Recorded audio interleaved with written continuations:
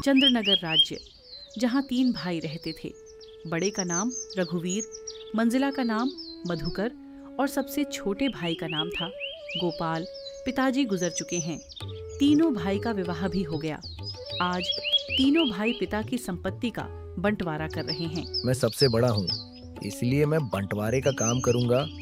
बोलो, तुम लोगों को मंजूर है? भैया मैं तो मंझला हूँ, आप जो बोलोगे मुझे स्वीकार है। भैया आप दोनों तो मेरे बड़े भैया हो, मैं तो सबसे छोटा हूँ। आप लोग जो फैसला करोगे मैं उसे स्वीकार कर लूंगा। पिता के जाने के बाद आप दोनों को मैं पिता स्वरूप मानता हूँ। तो फिर ठीक है, सबसे पहले हम खेतों का बंटवारा करते हैं। देखो भाई, हमारे पास 2 खेत हैं और एक मेड़ है। हम लोग 3 भाई हैं, इसीलिए 2 खेत में से एक मैं और एक मंझला मधुकर का होगा और बचा मेड़ छोटा भाई यानी कि गोपाल का होगा। अरे वाह, बहुत अच्छा निर्णय है भैया, भी मुझे मंजूर है। कहो गोपाल, क्या तुम्हें मंजूर नहीं? नहीं नहीं भैया, आप जो कहेंगे वह मुझे मंजूर है। अच्छा तो ठीक है, अब बारी आती है हमारे पिताजी द्वारा लगाए गए आम के पेड़ का। चलो अब आम पेड़ के पास चलते हैं। तीनों भाई आम पेड़ के पास आते हैं। आम के पेड़ में 2 डाली है।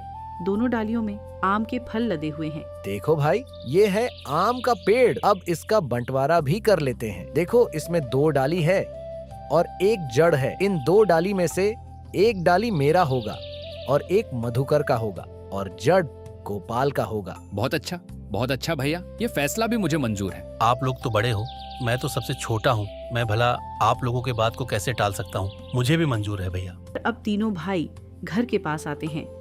अब घर का बंटवारा भी होना है। तो फिर ठीक है, अब बारी आती है इस घर की। इस घर में 4 कमरे हैं और एक छत है। 2 कमरा मेरा होगा और 2 कमरा मधुकर का, और जो खप्पर का छत बच जाएगा वो गोपाल का होगा। रघुवीर के इस फैसले से गोपाल बहुत दुखी हो जाता है।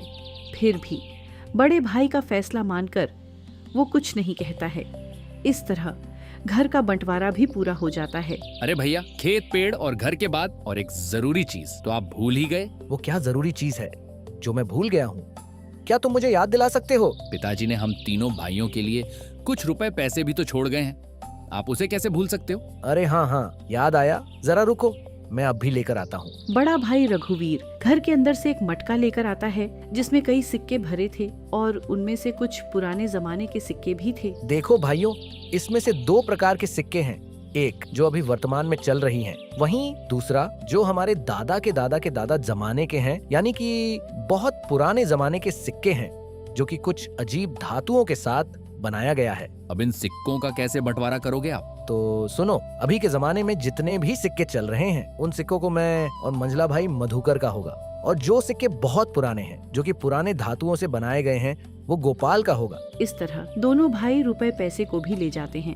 देखो गोपाल, पुराने जमाने के सिक्के में सिर्फ 4 ही सिक्के बचे हुए हैं। तुम चाहे तो इन 4 सिक्कों को ले जा सकते हो। भैया आप दोनों तो सारे रुपए पैसे ले लिए। अगर मेरे तकदीर में ये सिर्फ 4 रुपए ही लिखा है तो मैं उसे स्वीकार करता हूँ। भोला अपने हिस्से के 4 सिक्के लेकर घर के अंदर जा ही रहा था, तभी बड़ा भाई उसे रोक कर कहता है, अरे गोपाल, तू पगला गया है क्या?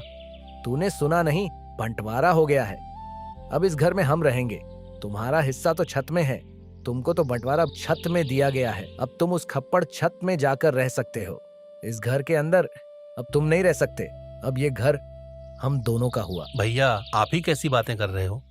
मैं कहाँ जाऊंगा? मेरा तो अभी अभी शादी हुआ है, मैं कहाँ रहूंगा भैया? अरे गोपाल भाई, ये तो तुम्हें पहले सोचना था ना, जब बंटवारा चल रहा था। अब पछताए क्या करें, जब चिड़िया चुग गई खेत। दोनों भाई ने गोपाल और उसकी पत्नी सीता को घर से धक्के मारकर बाहर कर दिया। वहीं दोनों पति पत्नी गांव के तालाब किनारे अपनी एक छोटी सी कुटिया बनाकर रहने लगे। हे भगवान, ये हमारे साथ क्या हो रहा है? अब ना घर का रहे ना घाट का, कैसे चलेगा जीवन? 2 वक्त की रोटी तो छोड़ो, एक रोटी भी नसीब में नहीं है। अब रोते जाओ, जी भर के रोते रहो। अकल तो तुम्हारी घास चढ़ने गई थी, मेरी मति मारी गई थी। जो मैंने तुम्हारे साथ विवाह किया, मेरी तो किस्मत ही खराब है। सीता, वह दोनों मेरे बड़े भाई थे। अब बताओ, भला मैं उनसे कैसे सवाल जवाब करता? अच्छा, तुम्हारे बड़े भाइयों ने तो अपने छोटे भाई के लिए कुछ नहीं सोचा, सब कुछ तो रख लिया। तुम्हारे हिस्से में क्या दिया है? खेत के नाम पर मेड़ दिया है और पेड़ के नाम पर जड़ दिया है, घर के नाम पर छत दिया है और पैसे के नाम पर ये आदम जमाने के 4 सिक्के दिए हैं। सीता, अब बस भी करो, और कितनी ताने मारोगे? अब छोड़ो उन बातों को। चलो छोड़ दिया, अब बताओ आगे का क्या? क्या करोगे? क्या खाओगे? कुछ बताओगे मुझे? अब मैं क्या करूं सीता, अब तो मेरे पास कुछ भी नहीं है। एक काम करता हूं, मैं मुखिया के पास इन पुराने सिक्कों को लेकर जाता हूं। शायद इन सिक्कों के बदले मुझे कुछ नया सिक्का मिल जाए।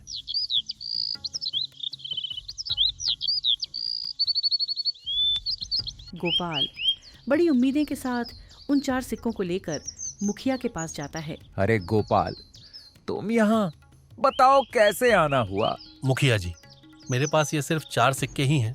क्या आप इन सिक्कों के बदले मुझे कुछ नए सिक्के दे सकते हैं? अरे गोपाल, ये सिक्के बेकार हैं, अब ये चलन में नहीं रहा। भला तुम्हें इन सिक्कों के बदले कौन पैसे देगा? सच में तुम बहुत भोले हो। अब मैं क्या करूं? हे भगवान, मैं तो बर्बाद हो गया, मेरा सब कुछ लुट गया। अब देखो गोपाल, मैंने भी तुम तीनों भाइयों के बंटवारे की बात सुनी है, सुनकर बहुत बुरा लगा। दोनों भाइयों ने तो सब कुछ ले लिया और बदले में तुम्हें कुछ नहीं दिया। ऊपर से उन निर्दयी भाइयों ने तुम्हें घर से भगा भी दिया।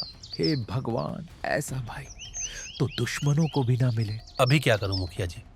लगता है मेरी तकदीर में कुछ नहीं है। तुम्हारी दुख मुझे देखा नहीं जाता गोपाल, पता नहीं क्यों। वैसे तो मैं किसी के ऊपर दया नहीं करता, फिर भी तुम्हारा दुख देखकर मेरे जैसे कठोर दिल भी आज पिघल गया। एक काम करो गोपाल, कल से तुम और तुम्हारी पत्नी मेरे खेतों पर काम करो। मैं जितना मजदूरी दूसरे मजदूरों को देता हूँ, उससे ज्यादा मजदूरी मैं तुम दोनों को दूंगा। वैसे भी तुम्हारे पास अभी कोई काम नहीं है। हाँ मुखिया जी, मैं आपके यहाँ काम करूंगा, मेरी पत्नी भी काम करेगी। ठीक है गोपाल, तो फिर कल सुबह से खेत पर काम के लिए आ जाना। और यह तुम अपने सिक्के अपने पास ही रखो, शायद यही तुम्हारी 4 रुपये की तकदीर वाली निशानी है। गोपाल उदास होकर वापस अपने कुटिया पर आता है। गोपाल की पत्नी रास्ता देख रही थी। गोपाल अपनी पत्नी के पास आकर सारी बातें बताने लगता है। अब यही दिन देखना बाकी था, अब हमें दूसरे के खेतों में काम करना पड़ेगा। हाय रे मेरी किस्मत। अब देखो सीता, तुम ज्यादा ज्ञान मत दो, हमें काम मिला है, कल से काम पर जाना है। इस तरह दिन गुजरता गया। गोपाल और सीता अब मुखिया के खेतों पर काम करने लगे। रोजी रोटी का एक जरिया उन्हें मिल गया। खेतों पर फसल लहलहाने लगी। इस साल तो हमारा फसल बहुत अच्छा हुआ है। हाँ भाई, इस साल तो बहुत ज्यादा फसल हुआ है। इस साल बहुत आमदनी होगा। अब चलो भैया, अब घर चलते हैं, कल सुबह फिर आएंगे। अरे सीता, देखो सुबह से दोपहर हो गया है, खाने का वक्त आ गया है, चलो कुछ खा लेते हैं। वैसे आज खाने में क्या है सीता? घर में जो भी थी रूखी सूखी सब ले आई हूँ, जाकर ठूसो। थके हारे गोपाल और सीता दोनों खेत के एक किनारे में बैठकर खाना खाने लगते हैं। अरे सीता, क्या हुआ? तुम अचानक खाना क्यों बंद कर दी? नहीं नहीं, कुछ नहीं, मैं तो बस ऐसे ही कुछ सोच रही थी। क्यों सीता, क्या हुआ? बताओ भी। देखो ना, हम कितना काम करते हैं सुबह से लेकर शाम तक, ऐसा कब तक चलेगा? क्या तुम्हें नहीं लगता कि हमारा कोई संतान भी हो जो बुढ़ापे में हमारा सहारा हो? हाँ सीता, बार बार मैं भी यही सोचता हूँ, पर क्या करें, ये सब हमारे हाथ में नहीं, ये तो ऊपर वालों के हाथ में है। पता नहीं किस जन्म की सजा भुगत रही हूँ। भगवान ने तो हमसे मुंह मोड़ लिया है। बेघर होकर हम भटक रहे हैं। हमारे भाग्य में कुछ नहीं, ना कोई संतान, ना कोई जमीन जायदाद। हाँ सीता, अब तो भगवान पर भी भरोसा उठने लगा है। गोपाल और सीता दोनों बातें कर ही रहे थे कि तभी वहाँ अचानक एक चिड़िया आकर बैठ जाती है। अरे अरे, ये देखो तो, ये तो एक चिड़िया है, हमारे पास ही आकर बैठ गई। लगता है इसे भूख लगी है, हमें इसे कुछ खाने को देना चाहिए। शायद भूख के मारे यहाँ आ गया होगा। सीता ने उस चिड़िया को कुछ चावल दे दिया है। चिड़िया कुछ देर सीता को देखती रहती है, फिर चिड़िया उस चावल को खाकर उड़ जाती है। अब चलो सीता, घर चलते हैं, शाम भी हो रहा है। गोपाल और सीता दोनों खेतों पर काम करने के बाद अपना कुटिया पर चले जाते हैं।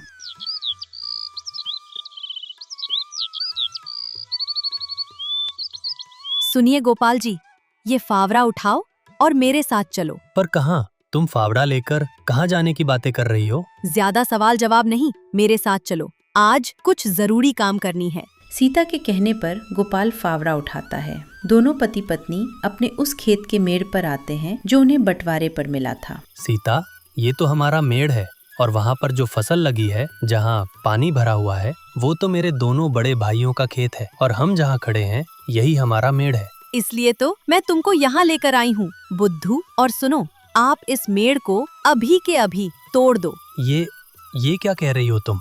इससे तो मेरे दोनों भाइयों के पूरे फसल बर्बाद हो जाएगा। बिना मेड़ के भला खेती कैसे हो सकता है सीता? ये समस्या तुम्हारे भाइयों का है, तुम्हारा नहीं। हमारा मेड़ हमारी मर्जी, तोड़े या रखें। अरे वाह सीता, वाह, मुझे पता नहीं था। तुम तो बड़ी होशियार हो, अब मुझे समझ में आ गया। इस तरह सीता और गोपाल ने खेत के सारे मेड़ को तोड़ दिया, जिससे खेतों से पानी बह गया और फसल बर्बाद हो गया।